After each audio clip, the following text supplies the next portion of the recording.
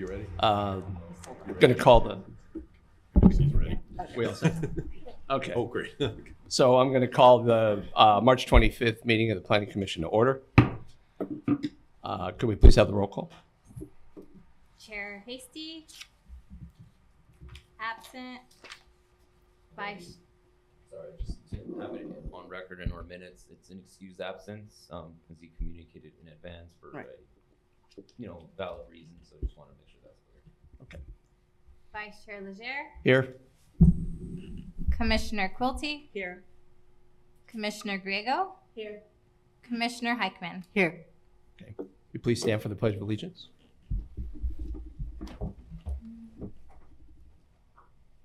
I pledge allegiance to the flag of the United States of America and to the republic for which it stands, one nation, under God, indivisible, with liberty and justice for all. All right, and I'll open the floor for oral communications, if anyone would like to speak. Seeing as there is no one, let's move on to consent calendar. Okay.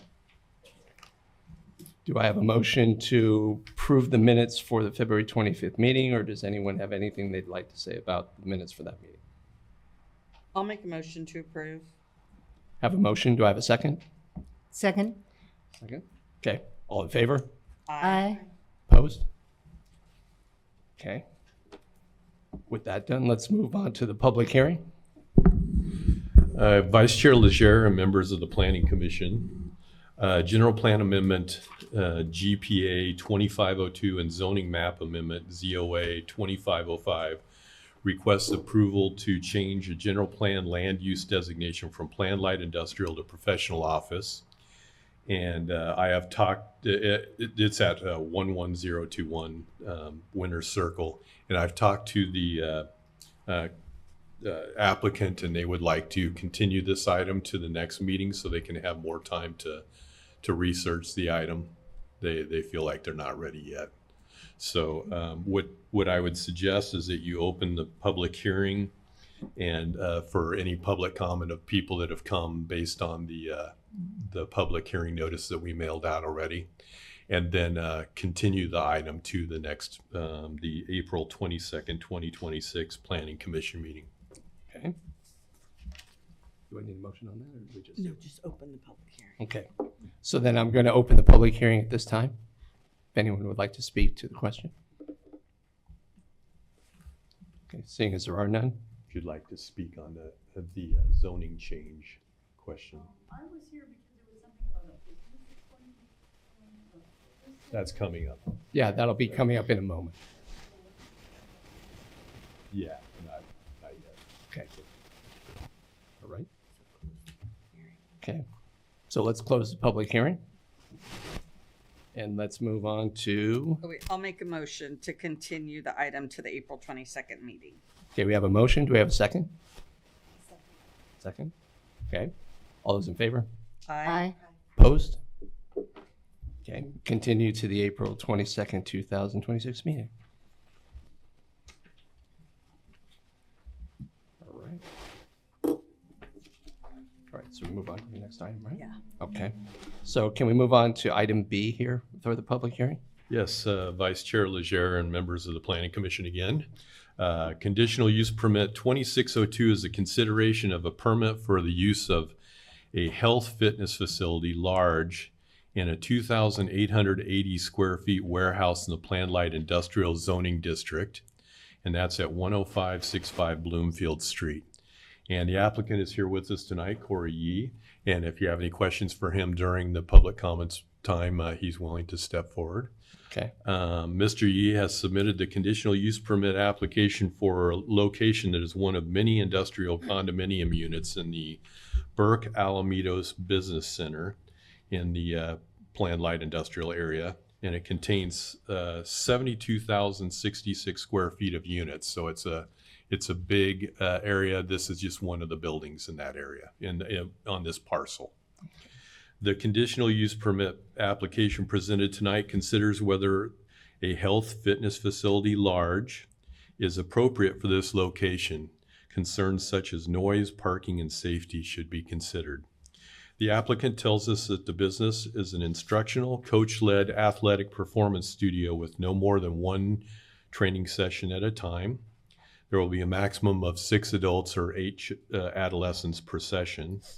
The front area will be a lobby and office with an incidental treatment room where a doctor will work at times. It's just incidental to the business. The doctor services, the rest of the building will be the workout training area. Let's see, the larger, I'm reading the same thing over and over again. As for noise, this business does not appear to have any plans for activities that generate excessive noise. As you can see from the parking spreadsheet in this report, there are quite a few fitness type businesses in this building already. And they have existed for years without complaint. Staff has added condition number 10 to the resolution that says, in the event the city receives public nuisance complaints in connection with the use authorized by the CUP, the Development Services Director shall investigate and such complaints in accordance with public nuisance regulations of the Los Alamitos Municipal Code. And if nuisance conditions are found to exist, the Development Services Director may bring the CUP back to you guys. The applicant tells staff that the hours of business would be 8 a.m. to 8 p.m. Monday through Saturday, and it would be closed on Sunday. Staff has added a condition number 11 to the resolution that the hours of operation shall not fall outside of 7 a.m. to 10 p.m. daily. In the industrial area, it doesn't really matter about Saturday or Sunday. Staff has seen some of the businesses in this center attempt to conduct activities outdoors, and staff has added condition number 12 about this situation, that none of the health or fitness type uses shall be conducted outdoors unless the city has granted prior approval through a temporary use permit. The commercial recreation indoors the health fitness facility use requires 1 parking space per 200 square feet of the unit. At 2,880 square feet, this business would require 15 parking spaces, and there are 112 parking spaces on this parcel in the Burke Alamitos Business Center. So they share the entire area's parking, and it's quite a large area. And as you can see from the parking table, that actually works, the 15 spaces for this unit. Staff has added condition number 14 that the parking shall be no more than 15 spaces for the business, so that if they go beyond that, they can be questioned about that, whether they should continue in this space or not.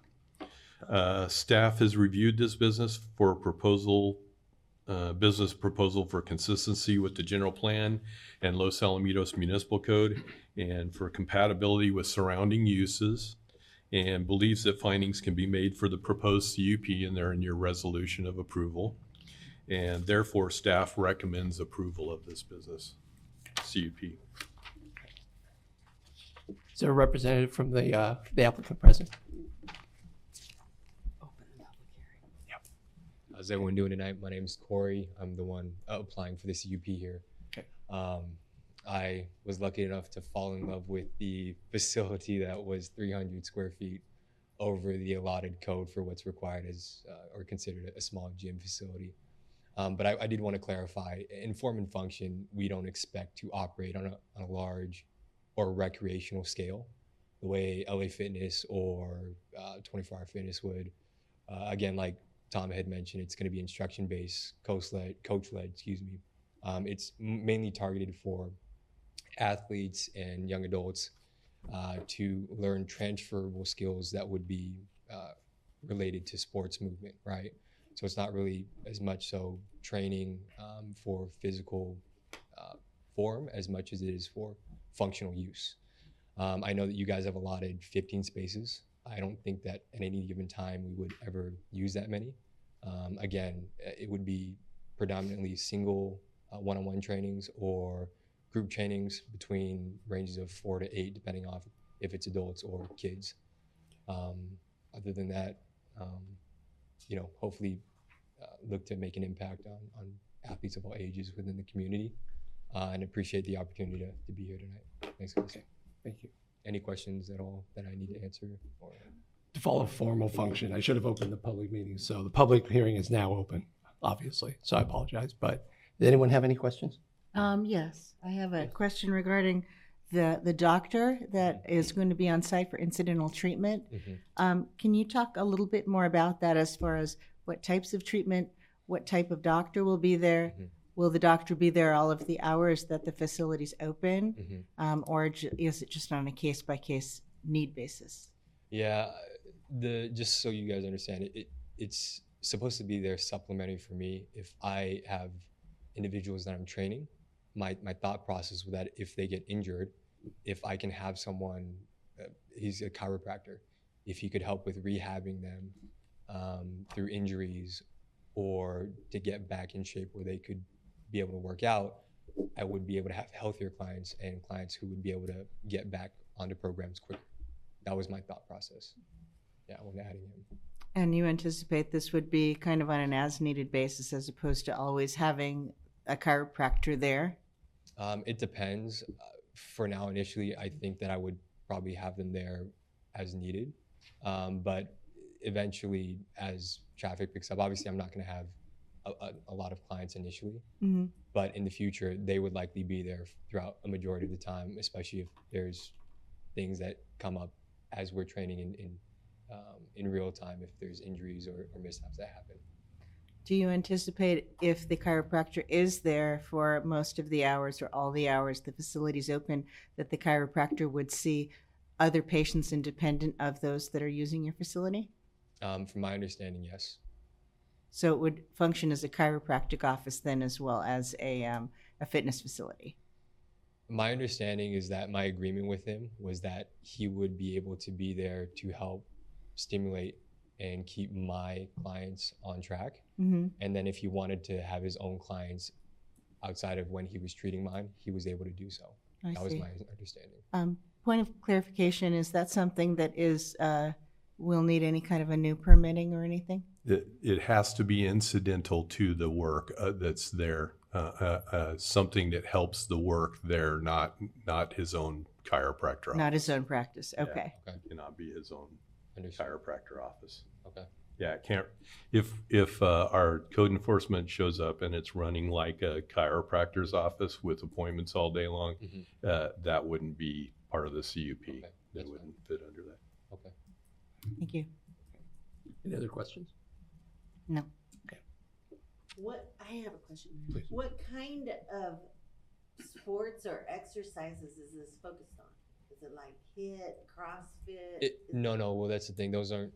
When I say sports, I mean basketball, tennis, football. So those, for example, would be partially for form and function. But what I was trying to describe is transferable skills, movement. How does movement training meet so that athletes could move more efficiently in the sports that they're playing? So, for example, explosive power for a baseball hitter, or the ability to jump higher if you're trying to dunk a basketball, right? It'd be those kind of skills. Yeah. Any other questions? I have one. So, getting back to the chiropractor again, understanding that what we just talked about, the idea that, right, if the chiropractor is going to be there for specific, right, training related treatment, let's say, what types of facilities or what types of needs do you see the chiropractor having in this facility? I mean, are we talking about setting up an office? Are we talking about just, right? Are we simply talking about training specific injuries? Or are we talking about ongoing PT? I mean, how do you foresee the chiropractor's role in your business? So as far as my understanding, there is going to be a room where he could put a treatment table in, right? Okay. So my thought is, let's say I have a client that's injured. They could go see him, get treatment on the table, get rehab for specific injuries, and then come back to train again. That was really my thought. Okay. Yeah. So, actually, no, I'm going to save that question. Thank you. Okay. I have a follow-up then. Is this something then where there would be an admin component where the person would submit insurance documents and all those kinds of administrative things as well in your facility? Yeah, I mean, traditionally, my business model wouldn't account for medical use or the need for insurance. But for example, if they needed an injury to be treated and they had insurance, I don't see why it wouldn't be able to be facilitated through the chiropractor. If that's an issue, I can change So things, people using your facility would need to have their own medical insurance, and you'd have that information on file before they used the facility? I guess what I meant to say is for my gym, there would be no need for insurance, right? Because I'm just helping to provide training for sports related circumstances. In regards to the doctor or the chiropractor, if they had insurance needs, then if you guys need him to have that information readily available, we can have that. But my understanding was that was not a part of my business model or my needs for the gym, if that makes any kind of sense.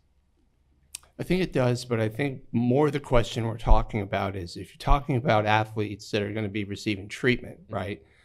You know, that's a fairly specific type of training, right? A chiropractor might have some of it, but you know, chiropractors I think are primarily specialists, right? They understand, right, certain injuries in certain areas. Sure. You know, you're talking about training athletes as, you know, to your statement here, for all types of training, right? I assume, and correct me if I'm wrong, right? We're going to be basketball, baseball, football, Right. any type of any type of competitive athletics around. I guess my question would be, if we're talking about if we're talking about someone who's going to be injured, is your chiropractor going to necessarily be certified in the areas where we might have some of these, right, you know, kinesiologists or athletic trainers who are specifically trained for this, right? Chiropractors, I don't know that that's exactly their background. So I think this goes to the question that was asked. Sure. What kinds of assurances can we have that, you know, your chiropractor is not going to turn this into a chiropractic specific type of treatment area, and would be more in line with, say, the types of treatment your prospective clients might need? Yeah, so I think whatever, I don't know, this is my first time doing this opening business. I don't know what kind of insurances you guys are looking from me. So forgive me if I don't necessarily know what to provide here. What I can say is that while he is a chiropractor, he has other certifications for training and rehab. And so while it wouldn't necessarily be, you know, adjustments only or cracking backs the way you would think of when you traditionally think of a chiropractor, it would be based around rehab or training or movement to strengthen a certain area or a muscle to get them back into where they can fully train functionally with my side. Okay. Yeah, I don't know if that adds clarity or not. But. No, it's fine. Thank you. Okay.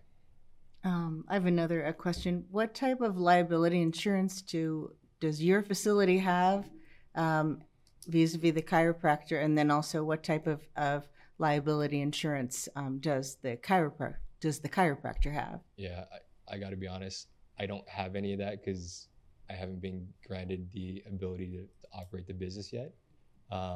If that is something that's needed in the future, I can obviously do my homework and get that for you guys. I just don't have that because we haven't been granted ability to operate the business yet. Any other questions? Nope. Okay. Thank you very much. Appreciate you. Do I have to ask questions for this part or not? You do now. Yes. If you'd like to come forward, yes, you can. About what he's Yes. talking about. Mm-hmm. Oh, okay, because I have 3 things. Okay. I have to come up here? Yeah. Yeah. My being televised? Mm-hmm. You can even pull the microphone down too if you'd like. There's a sheet on the Are you saying I'm short? podium there. Whoops, No, there's a. whoops. Let me- No, I'm sorry, you don't have to. Sign in. Is that better? She needs to sign. I have to Yeah. sign in? Okay. Ma'am, could you please sign the sheet before you begin? Where do I sign? There should be, I think there's a line there Oh, for there's, you. it asks for my name, not so much a signature, but a name. And you want to see.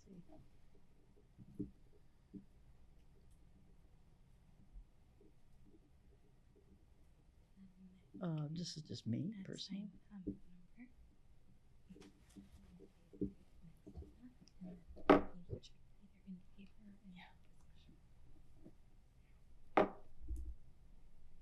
Today's the 25th.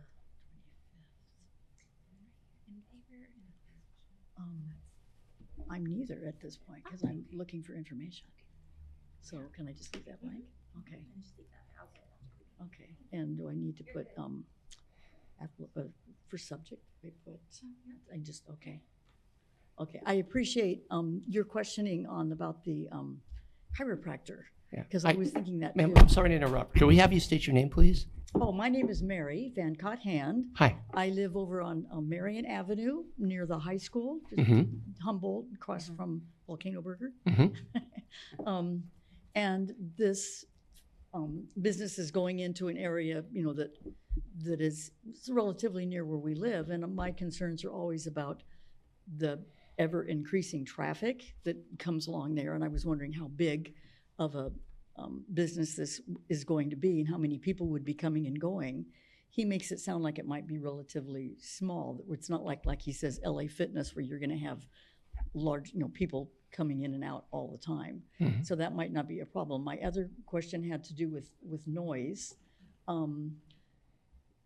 Sometimes, when people are doing training kind of things, it's like, it hypes them up to have lots of music going, and how loud would that be, and does that carry into neighborhoods?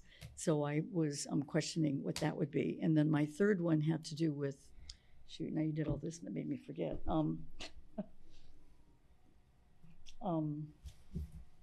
Is this business, can I ask him? No, I'd like to address to us, I was please. wondering, is this a new business that he's just starting, or is this a business he has somewhere else and he's moving it to this location? It sort of sounds like he's just starting out, but that was my question. Is this a new business, or is this a transfer to this location business? Okay. So do those questions make sense? They do. Can I ask, We can have the applicant come back up and answer. okay, that'd be great. We can have our applicant come back up and answer those if you'd like. Oh, okay. Okay. So I can Yes, sit down. Okay. thank you. Yeah, so this is a new business. I'm not transferring clientele or moving from a different spot. I'm just opening up here. Okay. And then I think the other questions refer to traffic and to the sound of your business. Yeah, again, for the traffic, you guys allotted 15 spots. I don't expect for us to use that many spots at any given time during operations. As far as noise level, if given opportunity, we plan to get the highest amount of rubber flooring that we can. So any weights that would be dropped would be minimal, and we can definitely be mindful of music being minimal, and also eventually as night continues, maybe during the day it's okay, understandable, right? But during the nighttime we can stop music if need be. That's not a problem. Okay. And I assume then that, it's a training facility and I've been in gyms before, so there is going to be music that'll be playing in your facility, correct? Sure, yeah. Okay. And then, and this was addressed, but I just wanted to ask this because we talked about the 15 parking spaces. Sure. So are the athletes that you're planning on training, are they going to be local? Will you open it to whoever, right? And also, do you see capacity to the athletes you can train? Because obviously if you're doing one-on-one training, right, you're going to, I would assume there's a number of people that you'd feel comfortable working with at any time. Do you anticipate how many athletes you'd have in the facility at any time? Are you saying how many we would have in a specific moment, or how many we would be training over a period of time? Well, if you're offering, say, over a period of time, but you're offering one-on-one training versus, say, offering group training, right? If you're offering to 5 or 6 athletes compared to just one-on-one training, Right. So our idea is it's going to be all instruction-based and coach-led. Okay. So it'd be slotted off. So let's say, 8 a.m. to 9 a.m. If it's a one-on-one training, there'd be one person. If it's 9 a.m. to 10 a.m. and it's a group of 4 people, then it'd be those 4 people. And it'd be divided up into slots like that. Okay. Yeah. Okay. Any other questions? Just Vice Chair Legier, if I may, just to really clarify with our residents' concern about noise, it is in our conditions to ensure that our municipal code is upheld with regard to noise nuisance. And if there is ever such a situation where it does create noise that goes beyond the decibel level for that area, and of course there's communication methods that can be sent over to the city. We have our neighborhood preservation team that can go out and investigate this as well.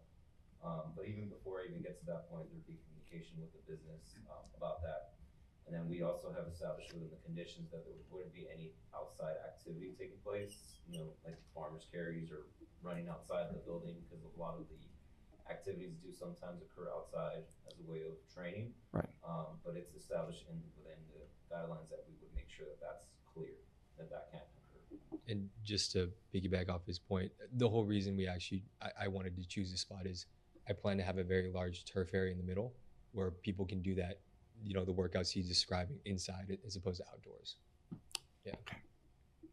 All right. Any other questions? Okay.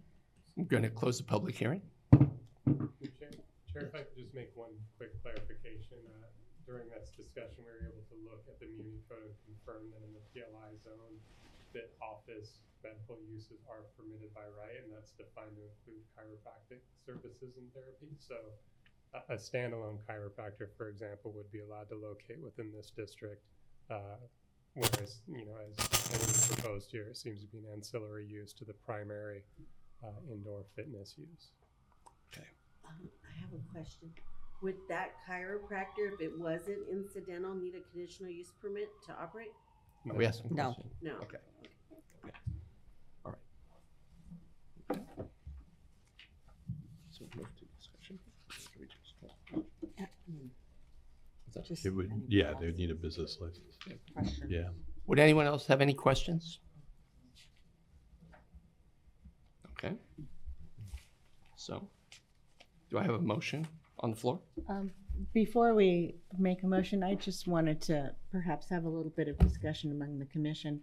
I'm a little hesitant regarding the chiropractor and you know, what the person, as you had mentioned, Vice Chair Leger, about what the person's qualifications are. And I just wanted to kind of talk, or to ask the other commissioners whether you felt that you had a concern about qualifications or the administration or insurance and in any of those topics. Reopen the hearing? Or?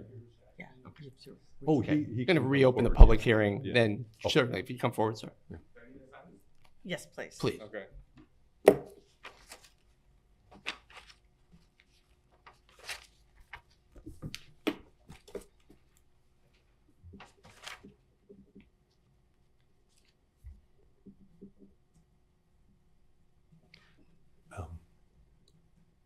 Can I add to what Michael was saying there? Sure. Yeah, it says in the PLI zone, allowed only is incidental to an allowed industrial use.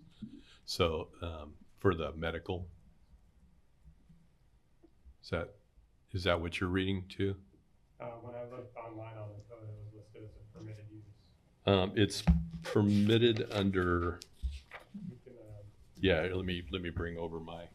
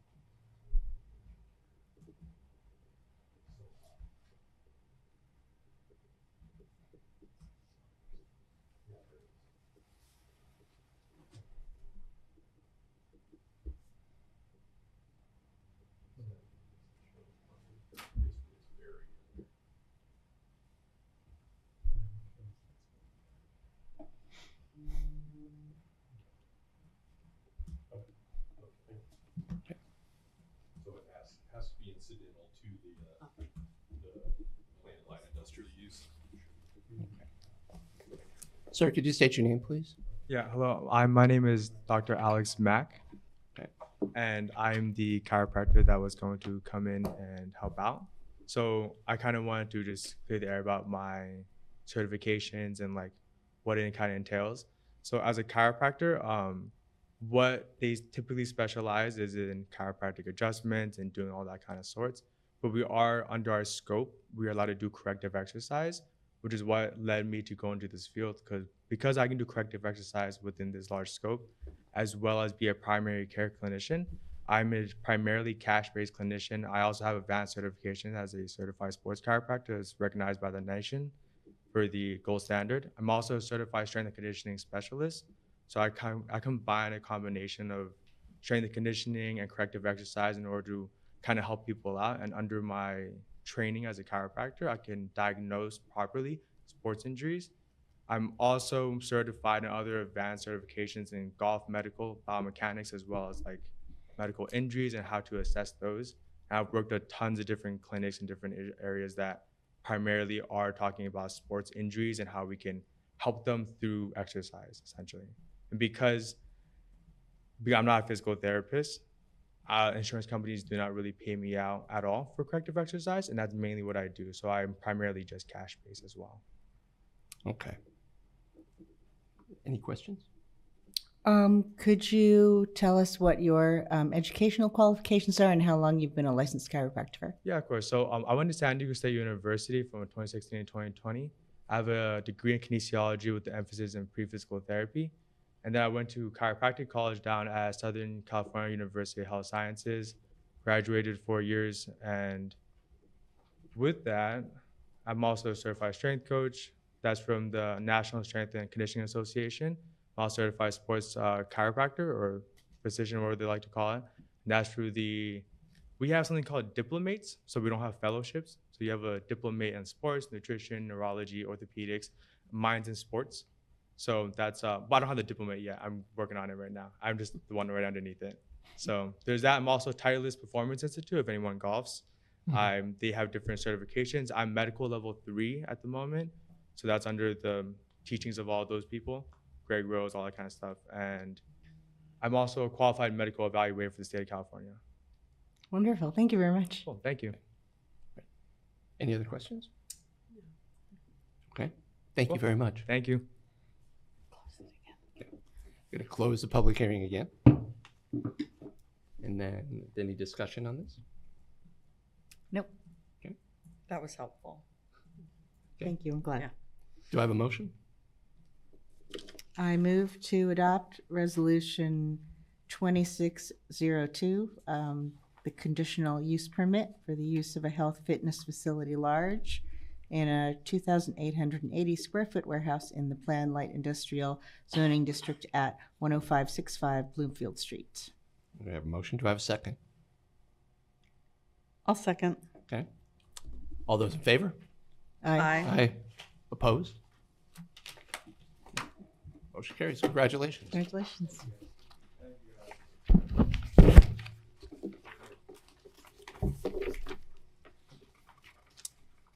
All right.